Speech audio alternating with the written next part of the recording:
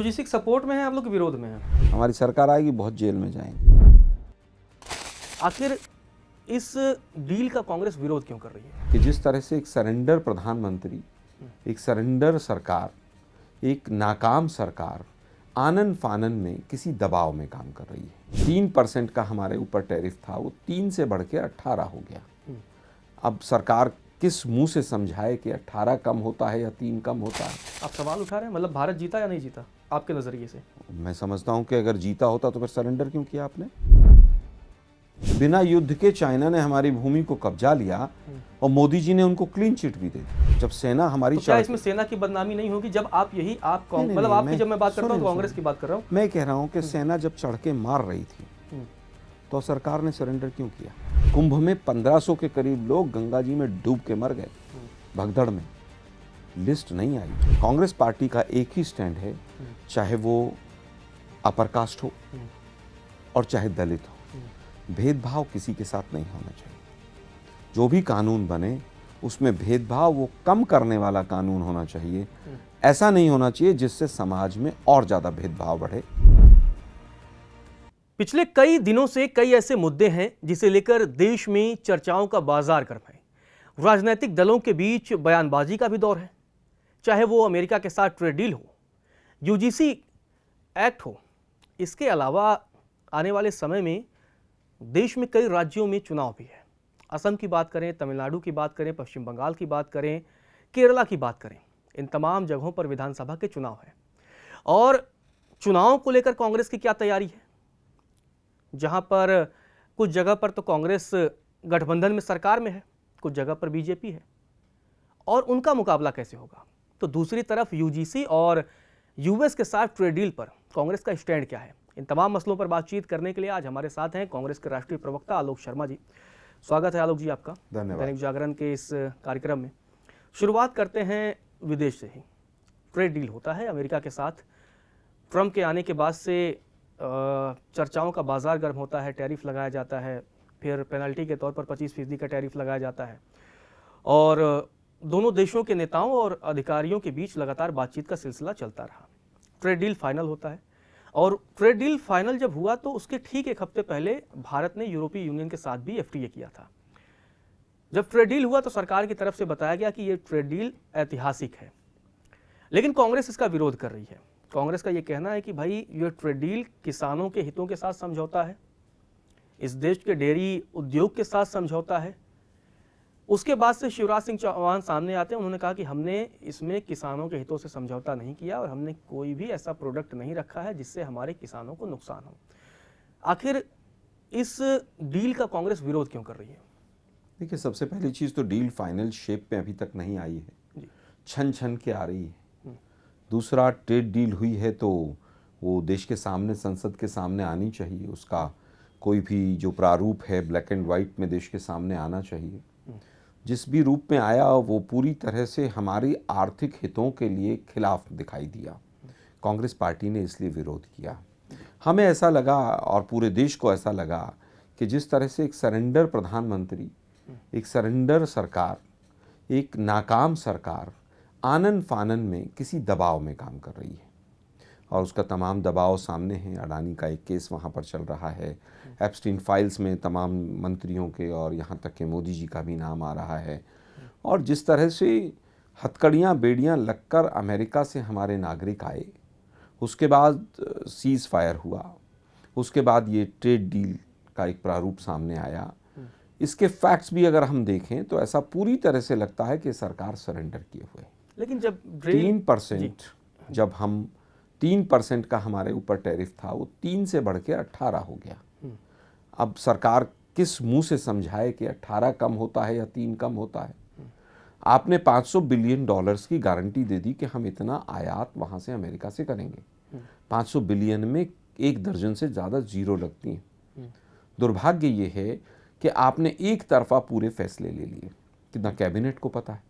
विदेश मंत्री से पूछो तो कहेंगे वो कॉमर्स मिनिस्टर बताएंगे, कॉमर्स मिनिस्टर से पूछो तो विदेश मंत्री बताएंगे, और ऊपर से जो पार्ट्स अलग अलग छंटके आ रहे हैं उसमें अमेरिका अभी भी धमका रहा है हमें। वो कह रहा है कि अगर आपने यूएसएसआर से, रशिया से अगर आपने तेल खरीदा तो मैं फिर 25% टैरिफ लगा दूंगा। भाई आप हमारी विदेश नीति चलाने वाले कौन हैं? आप हमारी अर्थनीति चलाने वाले कौन हैं? विदेश नीति का पूरी तरह से इस सरकार ने भट्टा बैठा दिया है। तमाम पड़ोसी देश आज हमारे साथ नहीं है। बांग्लादेश में कट्टरपंथी आकर बैठ गए। नेपाल हमारे खिलाफ, चाइना हमारी भूमि पर कब्जा करके बैठा है। पाकिस्तान के साथ ऑपरेशन सिंदूर में क्या हुआ पूरे विश्व ने देखा। कोई एक देश हमारे साथ खड़ा नहीं हुआ। किसी एक देश ने नहीं कहा कि हम भारत के साथ हैं और पाकिस्तान का। लेकिन जब आप चाइना और इन तमाम मसलों की जब आप बातचीत करते हैं तो उसमें बीजेपी भी यही कहती है कि भाई युद्ध तो आपके समय हुआ, ज़मीनें उस समय भी कब्जाई गई और तब आप लोग खामोश बैठे थे। पाकिस्तान के मसले पर हुआ कि मुंबई में हमला होता है, उसके बाद से प्रधानमंत्री और कांग्रेस ने कार्रवाई नहीं करने दी। बाद में पूर्व गृह मंत्री का बयान सामने आता है। आपके दो सवाल आए जी। पहली चीज़ कि चाइना ने भूमि कब्जाई, 62 में युद्ध हुआ और युद्ध होने के बाद चाइना ने हमारी भूमि को कब्जाया, इसमें कोई दो राय नहीं है। लेकिन हम रोज आकर संसद में बयान देते थे, पंडित नेहरू बताते थे आज क्या पोजीशन है। लेकिन इस बार तो युद्ध ही नहीं हुआ। बिना युद्ध के चाइना ने हमारी भूमि को कब्जा लिया और मोदी जी ने उनको क्लीन चिट भी दे दी। ऐसी क्या मजबूरी है मोदी साहब आपकी? ऐसा क्या है कि जो आप जिससे डरे हुए हैं चाइना से? चाइना अरुणाचल के हमारे नागरिकों को वीज़ा नहीं देने से इनकार कर रहा है। चाइना पाकिस्तान के साथ मिलकर सड़कें बना रहा है। जिस तरह से लेह लद्दाख में जो हुआ, अरुणाचल में जो उनके सांसद हैं तापिर गांव, उन्होंने जो स्टेटमेंट दिया, इनकी पार्षद लेह लद्दाख में थी, उसका क्या हुआ? कौन से फिंगर तक हैं आप? कहाँ पर हैं? कैलाश रेंजेस का क्या हुआ? आप तो एक किताब के पन्ने से डर गए पूर्व जनरल साहब की। मैं समझता हूं कि चाइना के सामने इस सरकार ने पूरी तरह से राष्ट्रीय हितों को अनदेखी की। लेकिन नरवणे की किताब का आपने जिक्र किया, तो नरवणे की किताब ये हुआ कि भाई वो पब्लिश नहीं हुई है, उसके बाद से निशिकांत दुबे तमाम किताबें लेकर चले आते हैं। तो ज़रूरी था ये मुद्दा, मतलब इस मसले की बातचीत करना। उसके बाद से सरकार की और बीजेपी की तरफ से ये कहा जाता है भाई जो किताब पब्लिश ही नहीं हुई उस किताब को लेकर मुद्दा। देखिए, मैं समझता हूँ किताब पब्लिश हुई कि नहीं हुई वो गंभीर विषय नहीं है। विषय गंभीर ये था कि जो एक नॉन डिसाइसिव अनिर्णयी सरकार जो केंद्र में बैठी है, जो कभी लाल आंखों की बात करती है, कभी लव लेटर की बात करती है, बड़ी बड़ी बातें, 56 इंच का सीना और विश्व गुरु और कौन कौन सी बातें करते हैं। जब आपकी फौज को आपके निर्णय की आवश्यकता थी, आप पीछे क्यों हट गए? आपने जवाब क्यों नहीं दिया? पहले केंद्र सरकार ने कहा कि जब तक हम ना कहें फायरिंग नहीं होगी, उसके बाद कहा जो आपको ठीक लगे वो कर लीजिए। तो ये तो हमेशा इन्होंने कई बार कहा है कि भाई हमने सेना को खुली छूट दे रखी है। तो फिर नहीं, खुली छूट देना और युद्ध करना, तो क्या डेमोक्रेसी समाप्त हो गई? क्या युद्ध का आगाज अब फौज करेगी हमारी? क्या हमारा देश एक फौज देश हो गया? नहीं, आप चाहते हैं युद्ध का डिसीजन फौज ले या सरकार ले? सरकार हमारा जैसे अगर प्रधानमंत्री ने कह दिया कि ठीक है आप आर्मी चीफ हैं, आप डिसीजन लीजिए, जो आपको बेहतर लगे वो करिए। नहीं, ऐसा नहीं। ये अपने सर के ऊपर से वजन उतारने वाली बात है। अगर मैं प्रधानमंत्री हूं तो मुझे निर्णय लेना है तो जैसे कि मैं आपके साथ हूं। हाँ ठीक है, यहीं पर एक बयान याद आता है जिसमें मैंने पहले भी सवाल किया था 2008 मुंबई हमले को लेकर, कि पूर्व गृह मंत्री ने दावा किया कि हम पाकिस्तान पर कार्रवाई करना चाहते थे और तब प्रधानमंत्री ने अप्रूवल नहीं दिया। क्या वो सही था? देखिए, अप्रूवल दिया कि नहीं दिया, हर प्रधानमंत्री के अपने कार्यकाल के समय की परिस्थितियां होती हैं। जिस समय पर पार्लियामेंट पे अटैक हुआ, क्या अटल बिहारी वाजपेयी जी ने अप्रूवल नहीं दिया था? आज हम इस सवाल के ऊपर उलझे रहे। जिस समय पर कांधार में आतंकवादियों को छोड़कर आ रहे थे, युद्ध क्यों नहीं लड़ा आपने? हमने तो पूरी तरह से गृह मंत्री, चाहे वो वहाँ के मुख्यमंत्री हों, देश के गृह मंत्री हों, सबकी बलि चढ़ाई। हमने सबको अकाउंटेबल सिद्ध किया। आज इतना बड़ा ऑपरेशन सिंदूर, पहलगांव, पुलवामा हो गया, अकाउंटेबल चिड़िया भी नहीं है। क्या जैसे पहले इस्तीफे हो जाते थे, चाहे रेल घटना होती थी इस्तीफे, आतंकवादी हमले हो गए तो गृह मंत्री का इस्तीफा सॉल्यूशन था। इनका कहना है कि हम इस्तीफे नहीं करते, हम सॉल्यूशन करते हैं। अगर पाकिस्तान हम पर आतंकी हमले करता है तो हम चाहे वो सर्जिकल स्ट्राइक करें, एयर स्ट्राइक करें या ऑपरेशन सिंदूर करें, तो इनका कहना हम तो भाई बदले लेते हैं, हम तो घर में घुसकर मारते हैं। ऑपरेशन सिंदूर का क्या हर्ष हुआ आपने देखा है? आप सवाल उठा रहे हैं, मतलब भारत जीता या नहीं जीता आपके नज़रिए से? मैं समझता हूं कि अगर जीता होता तो फिर सरेंडर क्यों किया आपने? भारतीय सेना ने सरेंडर किया, सरकार ने? सरकार ने सरेंडर किया। जब सेना हमारी, तो क्या इसमें सेना की बदनामी नहीं होगी? जब आप यही मतलब आपकी जब मैं बात करता हूँ तो कांग्रेस की बात कर रहा हूँ। मैं कह रहा हूँ कि सेना जब चढ़ के मार रही थी तो सरकार ने सरेंडर क्यों किया? युद्ध क्यों रोका गया? जब हम चढ़कर उनको मार रहे थे तो आपने अमेरिका दबाव में आकर युद्ध विराम क्यों किया? सीधा सवाल है। तो उनका इसका कहना जवाब हम मजबूत सिचुएशन में थे, हमने कहा ठीक है भाई। अरे भाई क्या ठीक है? आपने 6 महीने पहले देश को वादा किया कि हम पीओके को लेकर रहेंगे संसद में खड़े होके, फिर आप जवाब देने से भाग गए। आपने आज तक देश को स्थिति क्लियर नहीं की, उनके ड्रोन उड़ उड़ के चंडीगढ़ तक आ गए। आलोक जी, एक बात यहीं पर आती है, जब आप इस तरीके पर, चाहे ऑपरेशन सिंदूर हो या सर्जिकल स्ट्राइक हो या एयर स्ट्राइक हुआ था, जब कांग्रेस इस तरीके से बयान देती है तो लोगों को लगता है कि कांग्रेस सेना का अपमान कर रही है। और ये मैसेज आप माने या ना माने ग्राउंड तक बहुत आसानी से कन्वे होता है और लोग कहते हैं यार इन्होंने सेना पर सवाल उठा दिया, सेना की शौर्यता पर सवाल उठा दिए। सेना की शौर्यता के ऊपर कभी कांग्रेस ने सवाल नहीं उठाए। हमने सेना को हमेशा मजबूती दी। वो इंदिरा गांधी थी जो युद्ध के समय पे बॉर्डर पे खड़ी थी। आज के प्रधानमंत्री संसद में बयान देने से डरते हैं। आज के प्रधानमंत्री 4 महिला सांसद उनके सामने खड़े हो जाएं तो उनसे डर के बयान नहीं दे पाते हैं। कमजोर सरकार है। हम कह रहे हैं हमारी फौज बहुत बहादुर है, हमारी फौज पाकिस्तान की फौज को मार रही थी। आपके पास क्या मजबूरी थी कि आपने फौज को रोका? पाकिस्तान के 2 टुकड़े करने की हिम्मत क्यों नहीं दिखाई? आपने क्यों नहीं पीओके को लेने की बात की? 4 दिन में ऐसा क्या हो गया था? आज तक देश को नहीं पता चला। आपने हजारों करोड़ का ऑपरेशन सिंदूर का एडवर्टीजमेंट हमारे टैक्स पेयर्स के पैसे से वोट के लिए बना दिया। पुलवामा पर हुआ, पुलवामा का आज तक जांच का नहीं पता। गवर्नर थे सतपाल मलिक, उनके एक सवाल का जवाब नहीं मिला। आरडीएक्स कहाँ से आया, वो गाड़ी किसकी थी, वो गाड़ी कब आई, कहाँ से मूव हुई, उनको हवाई जहाज क्यों नहीं दिए, बिना एस्कॉर्ट बिना सैनिटाइज किए सीआरपीएफ का काफिला क्यों चल रहा था? किसी एक सवाल का जवाब नहीं। उनको कहा गया तुम चुप रहो। लेकिन उसी के बाद तमाम चुनाव में आप लोगों ने इस चीज़ को मुद्दा बनाने की कोशिश की, सफल नहीं हुए आप लोग। देखिए, हम गलत चीज़ों को मुद्दा नहीं बनाते। ये कपटी राष्ट्रवाद है बीजेपी का। कपटी राष्ट्रवाद के सहारे वो चल रहे हैं, तभी तो देश की दुर्गति हो रही। आज हालत ये है कि जो 54 रुपए और 56 रुपए के डॉलर की तुलना में कहते थे कि सरकार की साख गिर रही है इसलिए रुपए की कीमत गिर रही है, आज वो 93 रुपए के डॉलर करीब पहुंच गया। को बोलने की हिम्मत नहीं है किसी की। कितनी बेरोजगारी है आज। इससे ज्यादा क्या होगा कि हमारे अमेरिकी नागरिक 56 इंच के सीने के होते हुए हथकड़ियां और बेड़ियां लग कर रही और सरकार का एक मंत्री चू नहीं कर पाया। हरदीप पुरी जैसा व्यक्ति जो बाल शोषण, यौन शोषण के अपराधी के साथ लगातार मुलाकातें करता रहा, वो किसके इशारे पर कर रहा था? सरकार कोई जवाब नहीं दे रही। आपने पूछा कि इस्तीफे नहीं होते। इस्तीफे जिस दिन होने शुरू हो जाएंगे सारी पोल खुल जाएगी। ये तो एक दूसरे को बचाते हैं ना। आप लोग नहीं बचाते थे? हरदीप पुरी के पास कौन से राज हैं? नहीं बचाते थे हम अपने केंद्रीय मंत्रियों को जेल में डाल देते थे। 2G पर आवाज उठी, हमने जेल में डाला। लेकिन उसके बाद क्लीन चिट किसने दी? इसी सरकार ने दी। कोलगेट में हमने तमाम लोगों को जेल में डाला। क्लीन चिट किसने दी? इस सरकार ने दी। इस सरकार में अकाउंटेबिलिटी नहीं है। नो अकाउंटेबिलिटी सरकार है। इस सरकार में जवाबदेही किसी की भी नहीं है। आज बड़ी बड़ी बातें करते हैं। अभी कुछ दिन पहले लाल किले पर बम ब्लास्ट हुआ, याद होगा? बिल्कुल। 9 लोगों की, बताया गया कि 9 लोगों की मृत्यु हो गई। आज तक लिस्ट नहीं आई वो, क्योंकि 50 से ज्यादा लोगों की मृत्यु हुई। कुंभ में 1500 के करीब लोग गंगा जी में डूब के मर गए भगदड़ में। लिस्ट नहीं आई। 100-125 बताओ, बचा के भाग जाओ। 30-35 बताओ, लिस्ट कभी मत दो। ये गुजरात मॉडल है। अब अगर हम इन तमाम मुद्दों से चले देश के मुद्दों पर, पिछले दिनों एक यूजीसी को लेकर कई तरीके के सवाल भी उठे, बाद में सुप्रीम कोर्ट का डिसीजन भी आया। कांग्रेस का स्टैंड क्या है यूजीसी पर?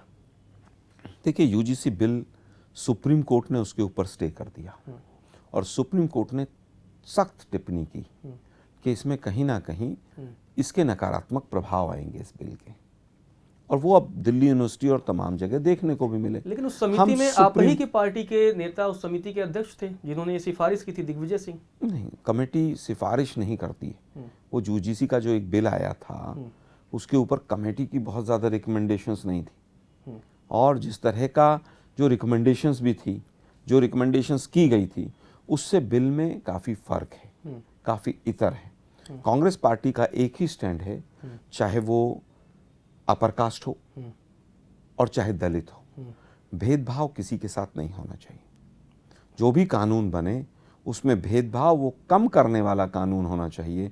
ऐसा नहीं होना चाहिए जिससे समाज में और ज़्यादा भेदभाव बढ़े। लेकिन ऐसा राहुल मेरा गांधी तो मानना। लगातार मतलब जातिगत जनगणना लगातार मुद्दे उठाते हैं कि सेक्रेटरी लेवल पर सिर्फ कोई मतलब ओबीसी नहीं है, एससी नहीं है, एसटी नहीं है। जब ये तमाम मुद्दे उठाते हैं राहुल गांधी, देश के अलग अलग राज्यों में जाकर बातें करते हैं और कहते हैं कि भाई हम आएंगे तो आरक्षण में भी भेदभाव हो रहा है, बीजेपी आरक्षण भी मार रही है, तमाम आरोप लगाते हैं, क्या तब वो भेदभाव नहीं फैला रहे होते हैं? क्या तब वो जनरल कास्ट के खिलाफ एक नफरत को हवा नहीं दे रहे होते हैं? नहीं तो फिर तो बीजेपी को चाहिए कि सारे आरक्षण को समाप्ति कर दें। आपका राहुल गांधी जी जो संविधान में प्रावधान हैं, जो संविधान में हक हैं, उनकी बात करते हैं। इसके अलावा कोई बात नहीं करते। लेकिन संविधान तो लगातार अमेंडमेंट होना नहीं, अभी जो वर्तमान में है उसी की तो बात कर रहे हैं हम जी। और मोदी जी ने कहा कि मैं जातिगत जनगणना कराऊंगा, क्योंकि हरियाणा और महाराष्ट्र का चुनाव सर पर था और अभी जनगणना शुरू हो गई, उसमें जाति का कॉलम गायब कर दिया मोदी जी ने। इसके ऊपर सवाल होना चाहिए। वहां तो कई बार कहा जाता है कि हम हिंदू को मानते हैं, हम जातियों को नहीं मानते। क्या मोदी जी ने अनाउंस नहीं किया था संसद में कि हम जातिगत जनगणना कराएंगे? क्योंकि महाराष्ट्र का और हरियाणा का चुनाव सर पर था, चुनाव चला गया तो सब भूल गया। लेकिन अब जातिगत जनगणना के फॉर्म में 36 कॉलम है, जनगणना के फॉर्म में। ठीक। आज जाति का कॉलम नहीं है। होनी चाहिए, कांग्रेस मानती होनी चाहिए। हाँ बिल्कुल होना चाहिए। लोग जातियों में अभी भी मतलब बटे रहे। देखिए मैं समझता हूँ कि क्या हिंदुत्व में जातियां समाप्त हो गई क्या? मोदी जी तो पहले प्रधानमंत्री जो कहते हैं मैं ओबीसी हूँ। उनके तमाम जो मंत्री हैं वो कहते हैं मोदी जी तेली हैं, घांची हैं, पता नहीं क्या क्या बताते रहते हैं। पहली बार दिल्ली में होर्डिंग लगे 32 मंत्री ओबीसी बना दिया हमने, ये कर दिया वो कर दिया, हमने दलित को राष्ट्रपति बना दिया। किसी ने नहीं कहा पहले। हमने उनको आदिवासी को राष्ट्रपति बना दिया। अरे भाई वो केपेबल है इसलिए बनाया है या केवल आदिवासी हैं इसलिए बनाया? सबसे ज्यादा जातिवाद का मुलम्मा और धार्मिक भेदभाव इसी सरकार ने किया है। देश का पहला प्रधानमंत्री जो कहता है मैं ओबीसी हूं इसलिए प्रधानमंत्री। यूजीसी के सपोर्ट में है, आप लोग के विरोध में है? हम सीधा मतलब सुप्रीम कोर्ट का जो निर्णय है उसके साथ है। तो मतलब हम तो चाहते हैं कि अगर सरकार को इतना ही अच्छा लगता है तो ऑर्डिनेंस लेकर आए। नहीं, अगर सुप्रीम कोर्ट ने स्टे दिया है तो सरकार का पूरा बजट सेशन चला गया। अगर आप इतने ही अच्छा उसको कानून को मानते हैं तो आप ऑर्डिनेंस क्यों नहीं लाए? आप लोग मांग करेंगे लाने के लिए? देखिए मैं समझता हूं हम विपक्ष में। हाँ। नहीं स्टैंड तो होगा ना, क्योंकि अभी विपक्ष अभी हम सुप्रीम कोर्ट के निर्णय के साथ हैं। मतलब रोक लग गई, ठीक। हम सुप्रीम कोर्ट के निर्णय के साथ हैं। अगली डेट तक क्या बदलाव होते हैं क्या बदलाव नहीं। सुप्रीम कोर्ट ने जो अपना जो रोक लगाई है उसको फिर से चलिए रेगुलराइज कर देती है सुप्रीम कोर्ट, तब भी आप उसके सपोर्ट में हो जाएंगे? बिल्कुल, अगर जिस तरह का निर्णय आएगा उसको स्टडी करके जरूर फैसला लेंगे हम। अगर आप लोग गवर्नमेंट में होते आप क्या करते? हम इस तरह के भेदभाव वाले बिल पर दोबारा से मंथन करते और इसमें समता लाने का प्रयास करते, ऐसा मेरा मानना है। तो जब SC/ST एक्ट आया था तो क्या समता लाने की कोशिश हुई थी? SC/ST एक्ट कब आया था? जिस तरीके से, क्योंकि सुप्रीम कोर्ट ने SC/ST 2018 में सुप्रीम कोर्ट ने रोक लगाई। किसकी सरकार थी तब? एनडीए की सरकार थी, लेकिन कई राज्यों में कई जगहों पर पहले से तमाम कोशिशें थी। SC/ST एक्ट जो है वो राज्यों के अधीन नहीं था। सुप्रीम कोर्ट ने एक निर्णय दिया, जब देश के अंदर बवाल हुआ तो केंद्र की सरकार ने सुप्रीम कोर्ट के निर्णय को पलटा संसद के माध्यम से, ऑर्डिनेंस लाकर। उनकी सरकार थी, उन्होंने कदम उठाया। वो उसमें विपक्ष का कहाँ रोल था? सुप्रीम कोर्ट का निर्णय था, ऑर्डिनेंस पलटने वाली केंद्र की सरकार थी। आप सुप्रीम कोर्ट के फैसले का समर्थन कर रहे हैं तो दूसरी तरफ राहुल गांधी SC/ST और OBC की बात कर रहे हैं, तो यहाँ पर नहीं लगता कि थोड़ा सा मतलब रवैया अलग हो जा रहा है? एक तरफ हम नहीं, देखिए आप SC/ST को आगे लाने की बात करें, बहुत अच्छी बात है, हम कर रहे हैं, लेकिन साथ के साथ आपको हितों का तो सबका ध्यान रखना पड़ेगा ना। आप किसी को आगे लाने के लिए किसी के खिलाफ थोड़ी ना चल सकते। आप लोग भी आजकल कहते हैं कि हमने एक दलित को अध्यक्ष बना दिया। ये हम नहीं कहते हैं, हमारे यहाँ तो दलित पहले भी रहे अध्यक्ष। कांग्रेस के कई नेता हमारे तो पहले भी प्रचार किया जाता है, पहले भी अध्यक्ष रहे। हम तो RSS में कब दलित बनेगा इसका इंतजार कर रहे हैं। अब चलते हैं चुनाव की तरफ। बड़ा रोचक होने वाला है क्योंकि 5 राज्यों में चुनाव है। शुरुआत करते हैं असम से। 10 सालों से आप लोग वहाँ पर बाहर हैं, गौरव गोगोई को आगे कर रहे हैं आप लोग। दूसरी तरफ आप ही के पार्टी के नेता हैं, वो CM हैं, पूर्व में आपके पार्टी के नेता रहे हैं। वही आरोप लगाते हैं जिनको, क्योंकि गौरव गोगोई की जब चर्चा होती है तो ऐसा लगता है कि कांग्रेस की अगर गवर्नमेंट बनती है असम में तो गौरव गोगोई सीएम प्रोजेक्ट होंगे। मेरे एक तरीके से कांग्रेस की तरफ से लगभग ग्रीन सिग्नल है ही। नहीं, ऐसा परसेप्शन है, विधायक दल तय करेगा। वो तो ठीक है, वो विधायक दल वाली बात आप भी जानते हैं, हम भी जानते हैं, वो तो सारे पार्टी हाईकमान फैसला लेती है। खड़गे जी भी कई बार आजकल बोल जाते हैं कि हाईकमान सोचेगा लेकिन अगर मैं कहूँ, पाकिस्तान कनेक्शन को लेकर लगातार गौरव गोगोई को घेरा जाता है। ये 12 साल से केंद्र में सरकार है, पकौड़े तल रही है सरकार। क्या कनेक्शन। मोदी जी अपने संसद में 5 महिला सांसदों से डर जाते हैं और बिना बुलाए पाकिस्तान पहुंच जाते हैं। क्या पाकिस्तान कनेक्शन होता है? 10 साल से आप असम में बैठे हो, 12 साल से यहाँ बैठे हो, जांच क्यों नहीं की? जांच करके जेल में क्यों नहीं डाला? हमारी सरकार आएगी, बहुत जेल में जाएंगे। सबके पाकिस्तान में कौन कौन व्यापारी बिजनेस कर रहा है मोदी की आड़ में, सबको पकड़ेंगे। कौन वो सज्जन है और कौन है जिंदल है और कहाँ सीमेंट जारी है और कहाँ क्या हो रहा है, सब पकड़ेंगे, चिंता मत कीजिएगा। 12 साल सरकार में रहकर आप विपक्ष पर सवाल उठाएं, इससे निकम्मी सरकार हो ही नहीं सकती। तो वो तो लगातार कह रहे हैं, क्योंकि क्या आपको लगता है वो मीडिया में क्यों कह रहे हैं? सरकार है आपकी भाई। कल को अगर वो एक्शन ले लेंगे फिर आप लोग कहेंगे कि देखिए लोकतंत्र की हत्या की जा रही है। भाई हम क्यों कहेंगे? अगर कोई गलत चीज हुई है तो उसको उजागर करो ना। किसने मना किया? हमारे यहाँ से 89 के बाद पाकिस्तान कोई शासनाध्यक्ष नहीं गया, इनके सब गए। अटल बिहारी वाजपेयी कभी बस में बैठ के, कभी आडवाणी जिन्ना की मजार पे लोटपोट हो रहे थे, कभी मोदी जी बिना बुलाए पहुंच गए। हमारे यहाँ से कोई नहीं गया। अब चाइना से, पाकिस्तान से किसके क्या संबंध हैं, उनके किसी नेता के भाषण सुन लो, पाकिस्तान के बगैर उनका कोई भाषण ही पूरा नहीं होता है। बंगाल का रुख करते हैं। बंगाल भी एक अहम फैक्टर है जहां पर चुनाव होने हैं। लोकसभा चुनाव में टीएमसी और कांग्रेस अलग अलग चुनावी मैदान में थी, लेकिन इंडिया गठबंधन की बातचीत चलती रहती है। बीच में ये हुआ कि इंडिया गठबंधन खत्म हो गया। अब तो समझ ही नहीं आता कि इंडिया गठबंधन में है कौन और कौन नहीं है। आम जनता को भी आजकल कन्फ्यूजन है, क्योंकि अलग अलग राज्यों में कोई अलग हो रहा है। कभी केजरीवाल अलग चले जा रहे हैं, कभी कोई अलग चले जा रहे हैं। जो आपके इंडिया गठबंधन के पार्ट हुआ करते थे वो अब आपके राज्यों में सियासी दुश्मन बन चुके हैं।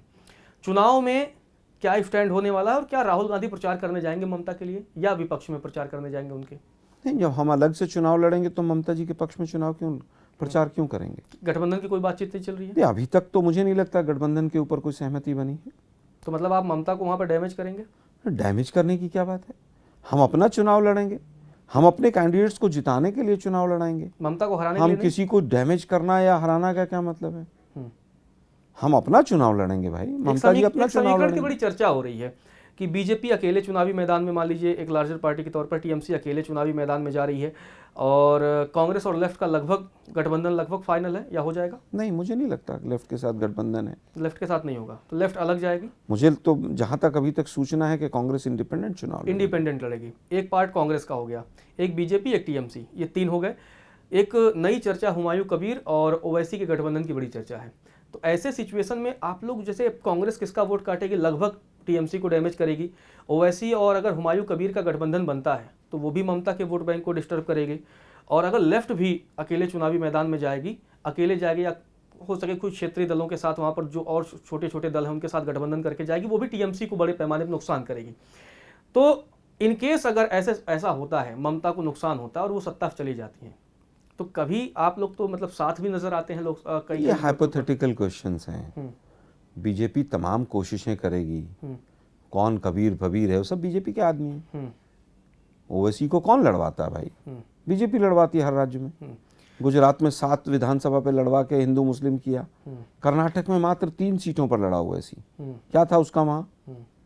बीजेपी उसको पूरा प्रोटेक्ट करके उसको रास्ता देती है। लेकिन ओवैसी भी बहुत कंफ्यूज रहते हैं, वो समझ नहीं पाते वो किसकी बी टीम है। कई बार वो कहते हैं कांग्रेस वाले मुझे कहते हैं बीजेपी को, उनको सब समझ है। उनको सब समझ है किसकी बी टीम है वो। और वो जनता में कुछ मूर्ख लोगों को, अंधभक्तों को अंधभक्त बनाए रहे तो उसका हमारे पास इलाज नहीं है।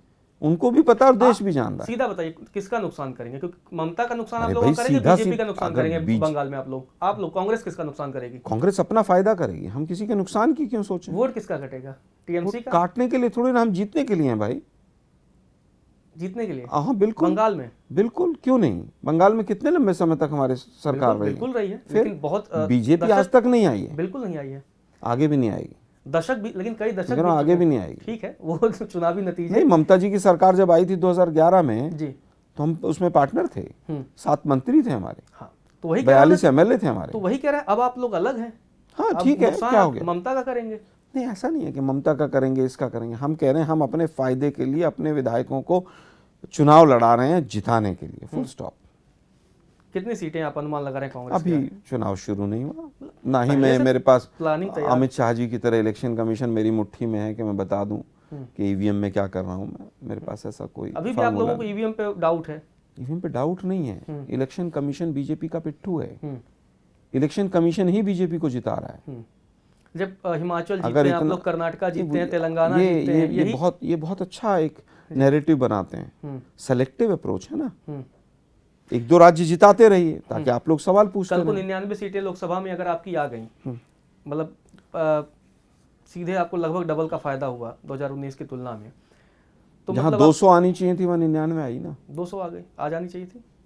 तो मतलब आप इलेक्शन कमीशन जो जमीन पे हालात थे, मोदी जी का एक भाषण उठा लो, कोई जो एक वादा पूरा किया हो। आप मुझे 2 वादे बताइए मोदी जी के। 15 लाख अकाउंट में आ गए हों, वो स्मार्ट सिटी बन गई हो, वो काला धन आना था वो डबल हो गया, ट्रिपल हो गया वहां पर स्विस बैंक में। किसानों की आय घट गई, 32 रुपए पर डे से घट के 27 पे आ गई। एनसीआरबी के आंकड़े देख लो आप, महिलाओं पर अत्याचार बहुत हुआ, महिलाओं पर अत्याचार। अब की बार उनकी सरकार। जब इतने मुद्दे हैं तो आप लोग इन सारे मुद्दों को लेकर जनता के बीच अपनी पहचान और अपनी पकड़, एक मूवमेंट क्यों नहीं बना पा रहे हैं आप लोग फिर? देखिए, संघर्ष के सारे रास्तों को कब्जा कर लिया इस सरकार ने। संघर्ष का पहला रास्ता होता था मीडिया। आज मीडिया पूरी तरह से गिरफ्त में, कोई चू नहीं कर सकता। आज हालत यह है कि एप्स्टीन की बड़ाई करने पे बैठे हुए हैं लोग कि एप्स्टीन देखिए वैसे तो था पर पावर ब्रोकर था। मतलब गब्बर सिंह बहुत आतंकी था, लेकिन गब्बर सिंह जो था वो पूजा बहुत करता था।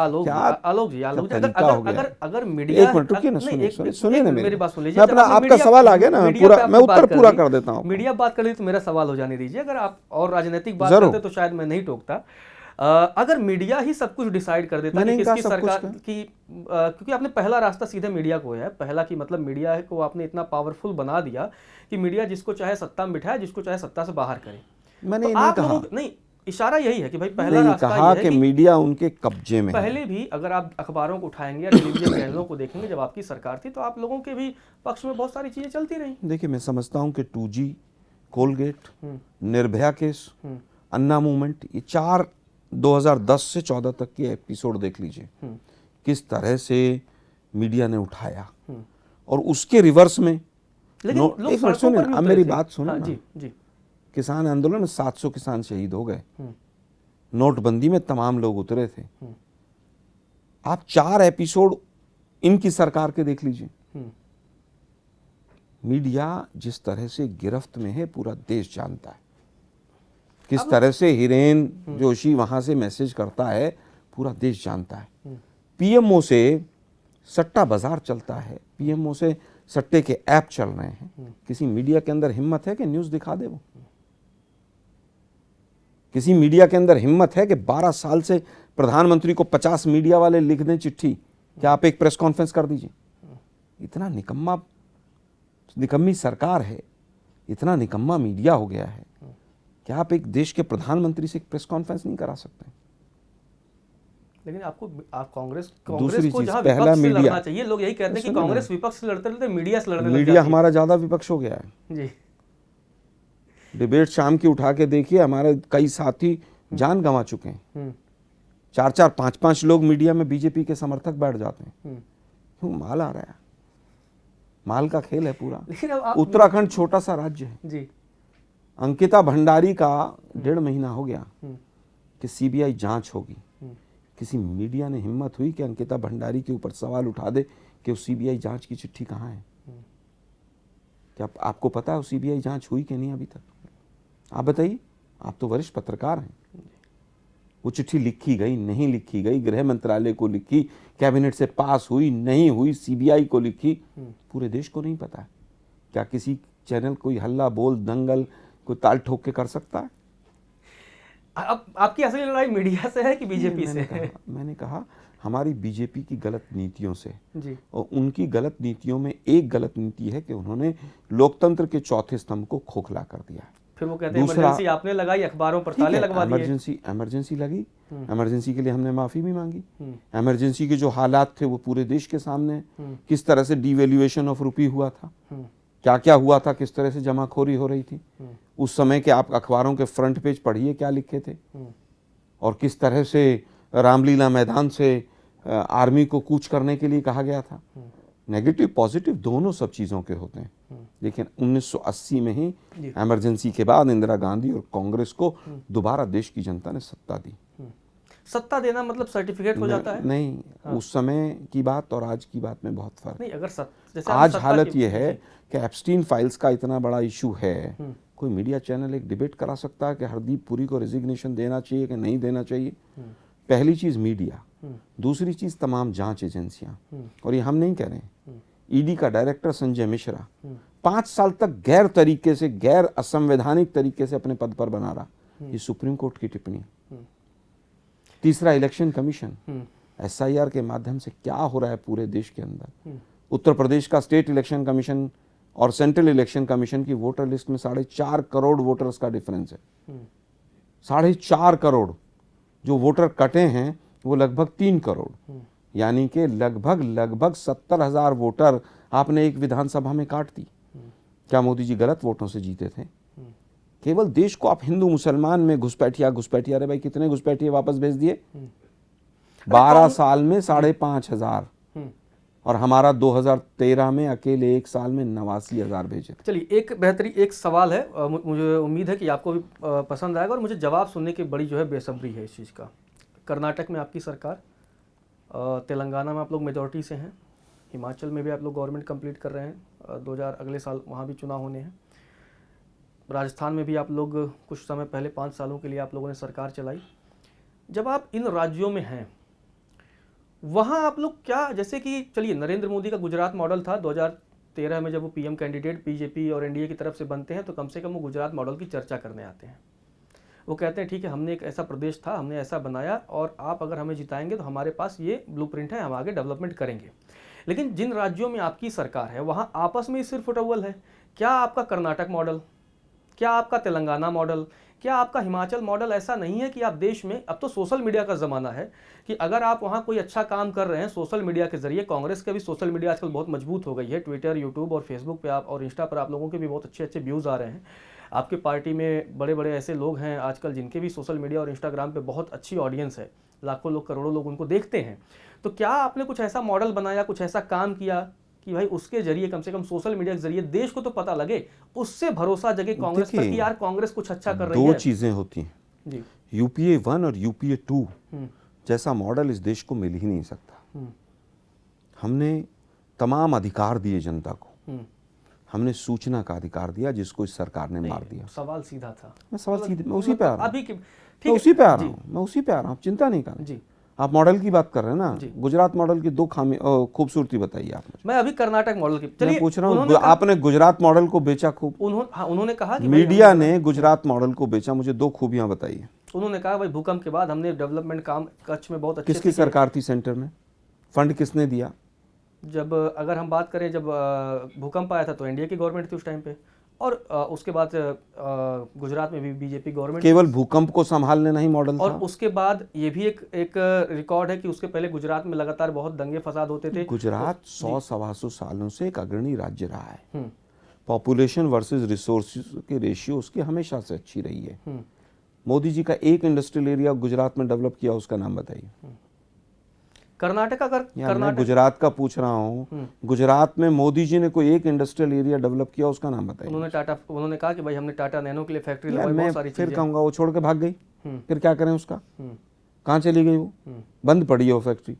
कौड़ियों के भाव जमीन, सरकारी जमीन ले ली। उनका केवल एक ही गुजरात मॉडल है, वो अडानी मॉडल है, जिसको कौड़ियों के भाव जमीनें दे दी। हमारा मॉडल जो है, तेलंगाना में भी आपके सीएम अडानी से मिलते हैं। सुनिए प्रभु, हमारा जो मॉडल है यूपीए 1 और यूपीए 2 का, हम राइट टू एजुकेशन लाए। ठीक। इन्होंने लाखों स्कूल बंद किए, हमने तमाम यूनिवर्सिटीज खोली, इन्होंने यूनिवर्सिटीज के ऊपर ताले लगाने का काम किया। हमने मेडिकल कॉलेजेस बनाए, इन्होंने जम्मू का जो मेडिकल कॉलेज था उसको बंद करने का काम किया। ये पहली सरकार है जो शिक्षा से नफरत करती है। आप केंद्र की तुलना केंद्र से करेंगे, राज्यों से नहीं करेंगे। आप गुजरात की तुलना अगर कर्नाटक से करना चाहते हैं तो मैं ओपन हूं बिल्कुल। नहीं, मैं कह रहा हूं वापस कि आ रहा हूं, आपने- एक मिनट मॉडल आपने मोदी बनाया जी, हो। अरे भाई मोदी जी जिस दिन गुजरात के मुख्यमंत्री बने, गुजरात के ऊपर कितना कर्जा था? कितना था? 9,000 करोड़ का। आज 5.5 लाख करोड़ का कर्जा है देश के ऊपर। जिस दिन मोदी जी आए उस दिन लगभग 53 लाख करोड़ रुपए का कर्जा था।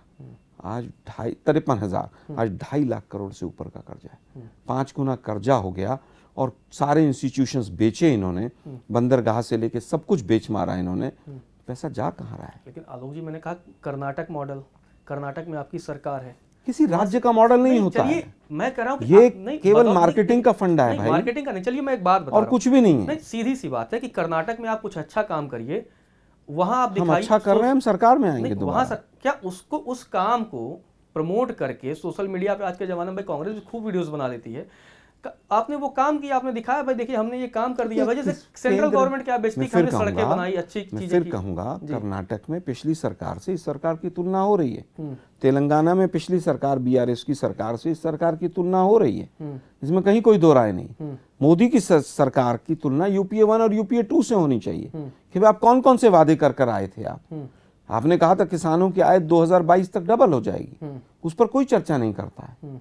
आपने कहा था गरीबी जो है दूर हो जाएगी और पता नहीं क्या क्या बातें की थी। आज हालत यह है कि आपको 80 करोड़ लोगों को, और ये 80 करोड़ का भी शगुफा है। आज तक मैंने तो 4 आरटीआई देख ली। ये 80 करोड़ का आंकड़ा कहाँ से आया किसी को पता ही नहीं। कि आप 80 करोड़ लोगों को राशन देके और उन पैसे की कीमत पर कैपिटा इनकम में जोड़ के आप ये सोचें कि हमने गरीबी रेखा से कुछ लोगों को बाहर निकाल दिया, तो ये तो आंखों में धूल झोंकना है। सीधा सा, जैसे एक मैं अंतिम बात पे आ रहा जी, हूं।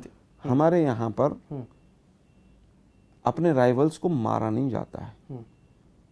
हरेन पांड्या का नाम सुना होगा ना? क्या हुआ था वो?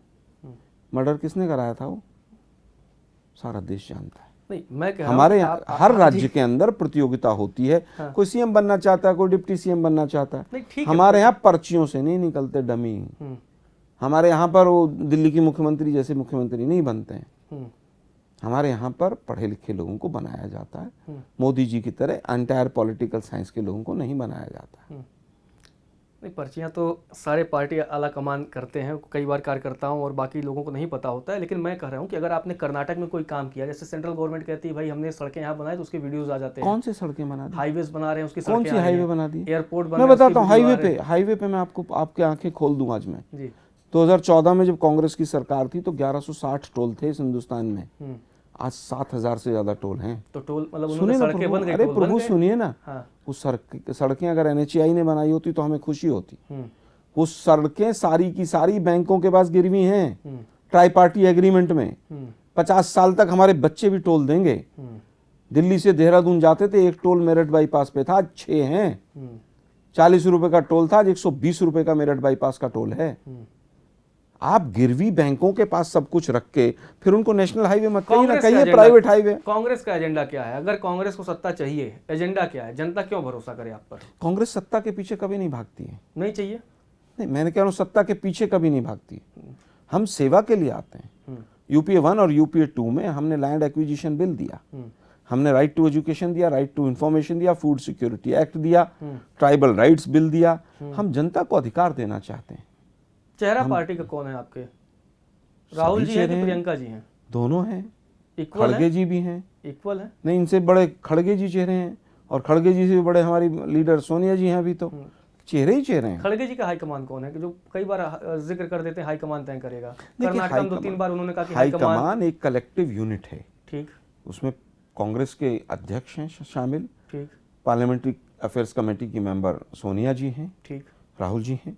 और जनरल सेक्रेटरी इंचार्ज जो उस स्टेट का होता है। ये 4-5 लोग मिलकर हाईकमान बनता है। हमारे यहाँ पर ऐसा को तो ये लगता है कि जो अध्यक्ष है वही हाईकमान है। आम जनता तो मीडिया जो कहती है वो सुनती है, हमें उसकी परवाह नहीं जी। और नितिन नवीन कहाँ से आया? उसका चुनाव कब हुआ था? नॉमिनेशन हुआ था उसका?